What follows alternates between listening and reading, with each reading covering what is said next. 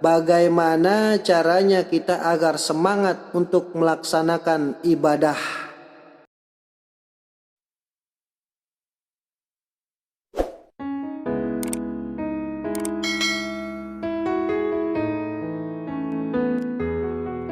Assalamualaikum warahmatullahi wabarakatuh.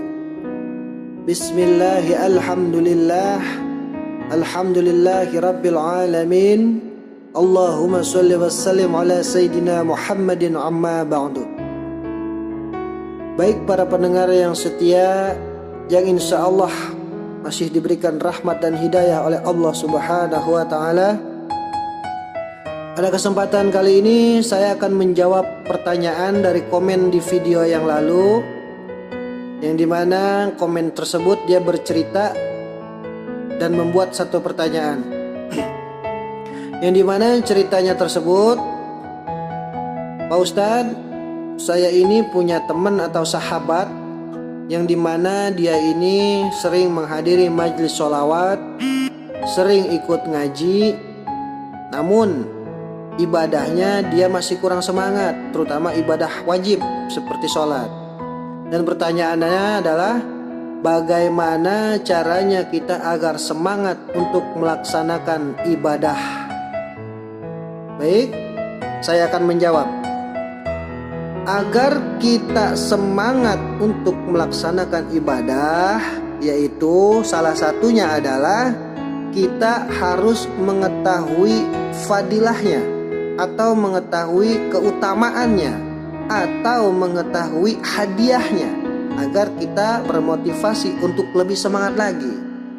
Saya ambil contoh, misalkan yang pertama tentang sholat, yang dimana hadis Rasulullah yang diriwayatkan dari Abu Hurairah radhiyallahu anhu, beliau mendengar Rasulullah Shallallahu Alaihi Wasallam bersabda, yang artinya Rasulullah ini bertanya kepada para sahabat, bagaimana pendapatmu jika di depan pintu rumahmu ada sungai, lalu engkau mandi sehari 5 kali, apakah tersisa kotoran di badanmu? Lalu para sahabat menjawab Rasulullah, tidak ya Rasul, tidak akan tersisa kotoran sedikit pun di badannya. Lalu Rasulullah Shallallahu Alaihi Wasallam bersabda lagi, itu adalah permisalan untuk sholat 5 waktu. Dengan sholat 5 waktu, Allah Ta'ala akan menghapus dosa-dosa. Yang dimaksud di sini adalah dosa-dosa kecil. Hadis riwayat Bukhari nomor 528 dan hadis riwayat Muslim nomor 667. Jadi dimaksudkan di sini adalah hadiah atau fadilah atau keutamaan dari sholat 5 waktu itu, bagaikan orang yang mandi sehari itu 5 kali. Bagaimana tidak bersih, bagaimana tidak wangi atau kinclong ketika orang ini bisa mandi sampai 5 kali, maka pasti kelihatan bersih.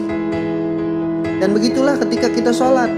Ketika kita sholat, dosa-dosa kita, terutama dosa-dosa kecil, akan diampuni. Insya Allah akan diampuni oleh Allah Subhanahu wa Ta'ala. Seperti misalkan dosa ketika kita ngebully teman, ngatain teman, atau ngerjain orang, atau berkata kasar kepada orang, insya Allah akan dihapus dosa-dosanya oleh Allah Subhanahu wa Ta'ala. Itu yang pertama. Lalu saya ambil di contoh yang kedua, yaitu tentang sodakoh, atau orang yang menginfakkan hartanya di jalan Allah.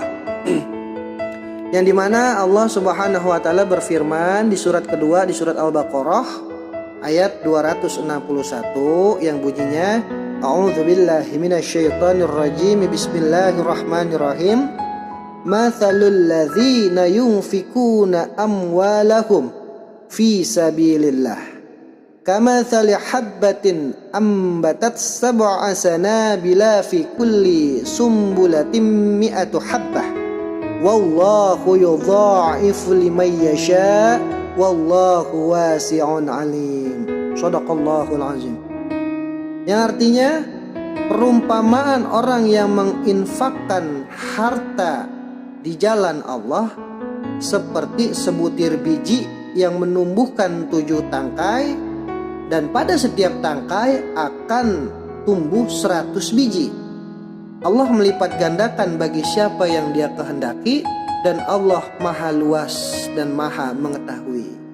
Surat Al-Baqarah ayat 261. Jadi maksudnya di sini adalah fadilah atau keutamaan ketika kita bersedekah atau menginfakkan harta kita di jalan Allah, yaitu bagaikan kita menanam satu biji yang dimana akan tumbuh 7 tangkai, dan dalam setiap tangkai akan tumbuh kembali 100 biji. Jadi kalau di total jumlahnya adalah 700. Maka ketika kita memberikan satu kebaikan, akan diganti oleh Allah itu 700 kebaikan. Nah, namun ketika kita melakukan kebaikan, jangan dihitung dan jangan diperhitungkan. Karena apa? Kalau dihitung pasti kita ngelihat dompet dan keluarnya pun tidak ikhlas. Kalau diperhitungkan maka kita akan punya angan-angan, khawatir angan-angan tersebut musnah. Karena apa? Mungkin ketika kita beramal pengen dilihat orang, timbul riya. Maka dari itu ketika kita beramal atau menginfakkan harta kita di jalan Allah, harus penuh rasa ikhlas agar apa? Allah menggantinya lebih dari yang kita berikan. Dan dicontohkan tadi 1 diganti dengan 700. Bahkan Allah akan bisa memberikan lebih apabila Allah menghendaki.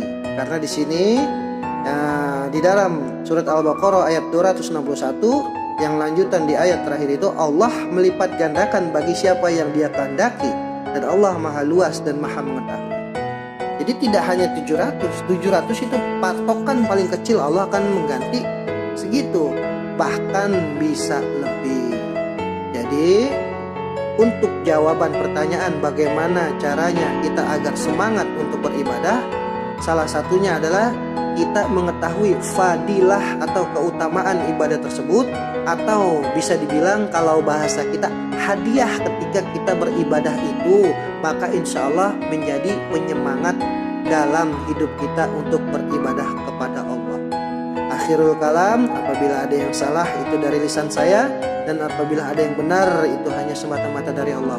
Wabillahi taufiq wal hidayah. Wassalamualaikum warahmatullahi wabarakatuh.